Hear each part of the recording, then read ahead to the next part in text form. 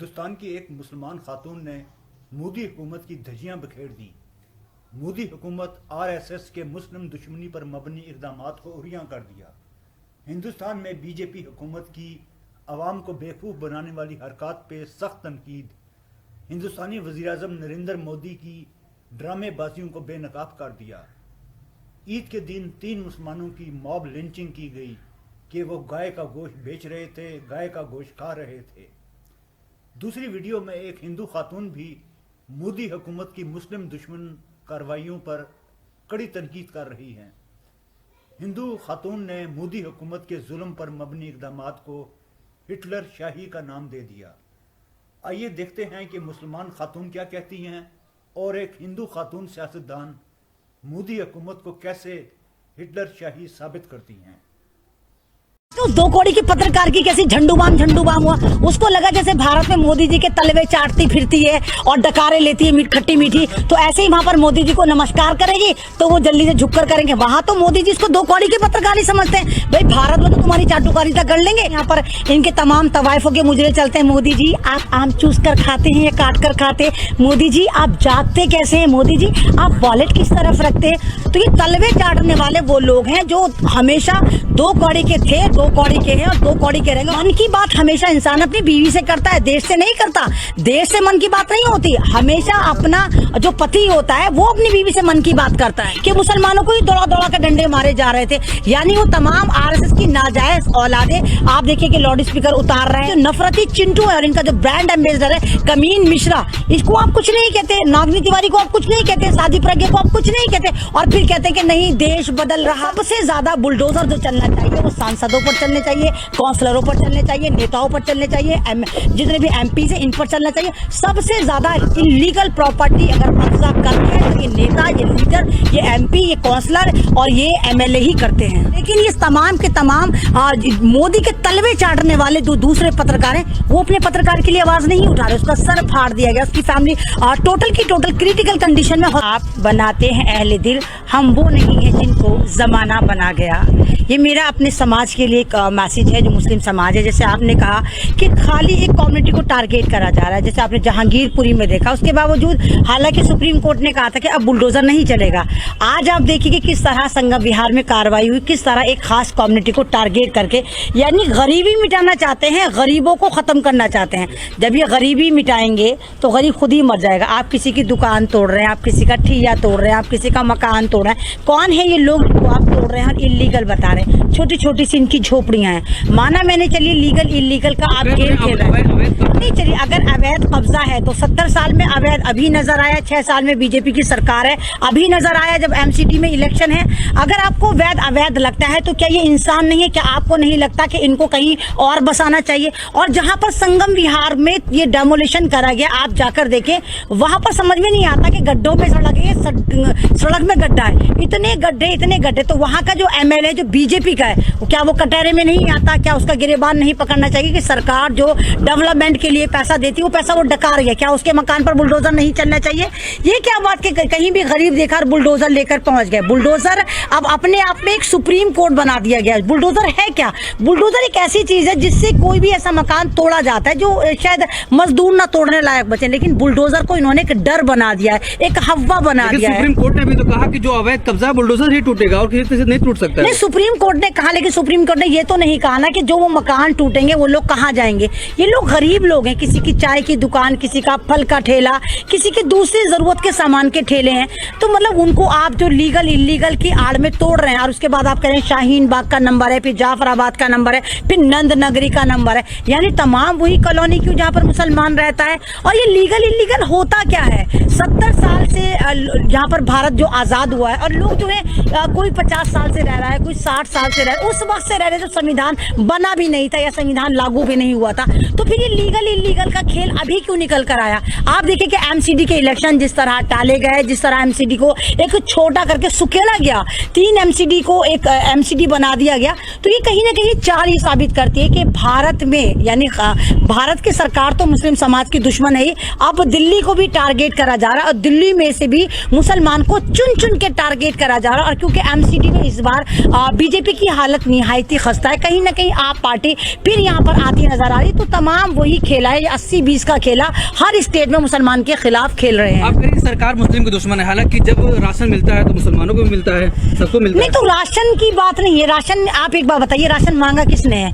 किस मुसलमान को राशन मिलता है? हो सकता है उन झोपड़ी पट्टी वालों को मिलता होगा राशन। देखिए, आप एक खास कम्युनिटी को, एक खास गुर्बत को भिखारी बना रहे हैं। किसी ने आपसे राशन नहीं मांगा, आपसे जनता रोजगार मांगती है, आपसे जनता डेवलपमेंट मांगती है, आपसे जनता सिक्योरिटी मांगती है, आपसे जनता ये जो मंदिर मस्जिद के खेल खेल रहे हैं आप, ये नहीं चाहती। जनता चाहती कि भारत में पीसफुली रहे। 5 किलो राशन देके जो आपने जनता को भिखारी बना के लाइन में लगा दिया, जनता को वो राशन नहीं चाहिए। लेकिन दिल्ली में बस फ्री, आप भी तो सफर कर रही है ना फ्री में। नहीं, मैं तो खैर बस में सफर नहीं करती, लेकिन अगर बस में सफर फ्री भी करा गया तो ये मर्द जात पर तमाचा है। क्यों मर्दों को भी फ्री क्यों नहीं है? क्या मर्द जॉब नहीं करता? मर्द भी सारी जुल्म क्यों? मतलब महिलाओं को इतना सम्मान क्यों दिया जाए फालतू फंड का?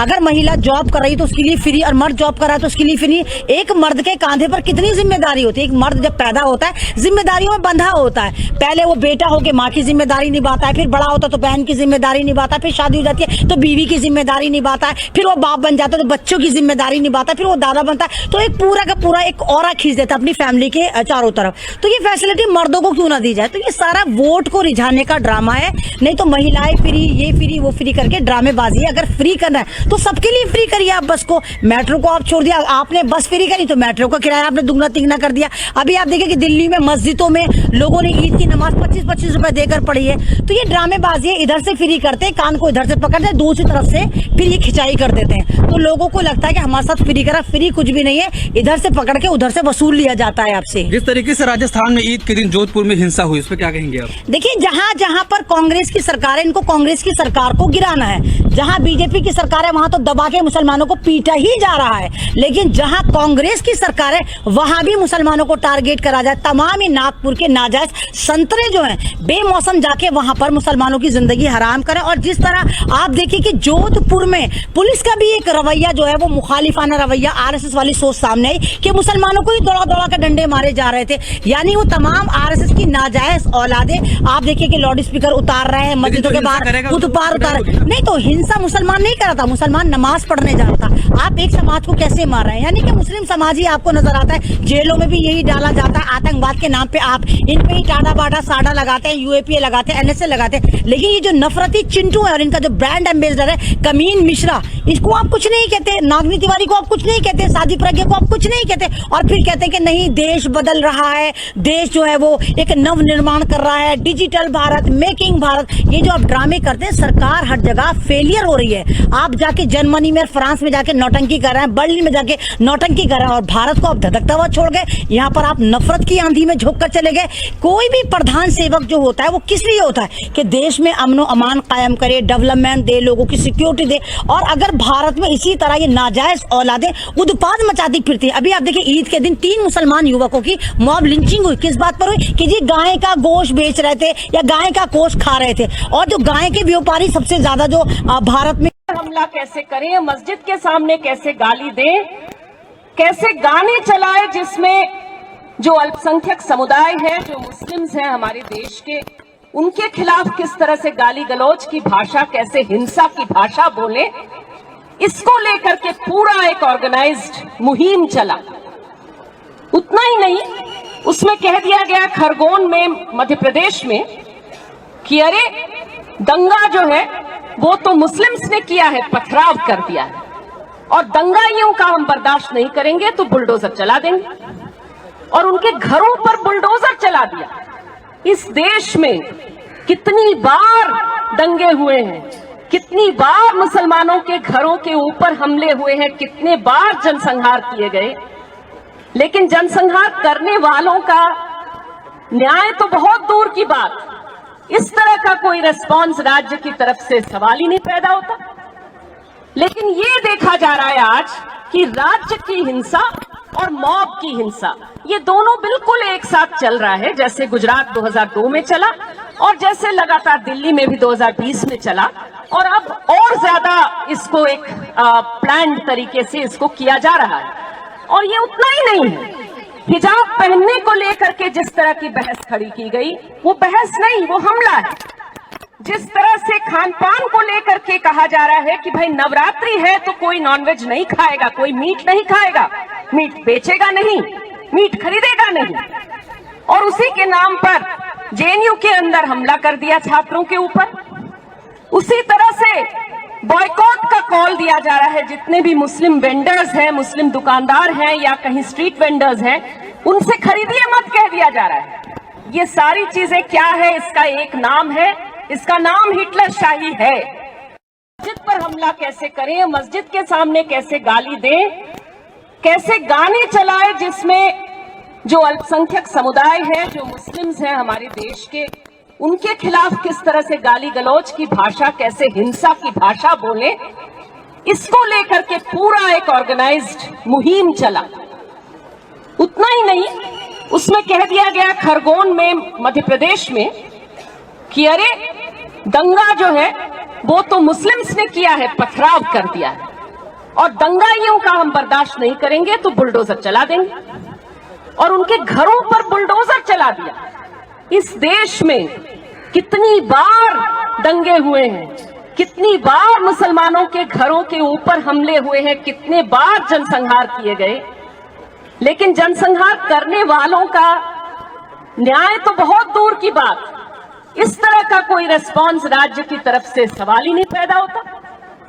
लेकिन ये देखा जा रहा है आज कि राज्य की हिंसा और मॉब की हिंसा, ये दोनों बिल्कुल एक साथ चल रहा है, जैसे गुजरात 2002 में चला और जैसे लगातार दिल्ली में भी 2020 में चला, और अब और ज्यादा इसको एक प्लान्ड तरीके से इसको किया जा रहा है।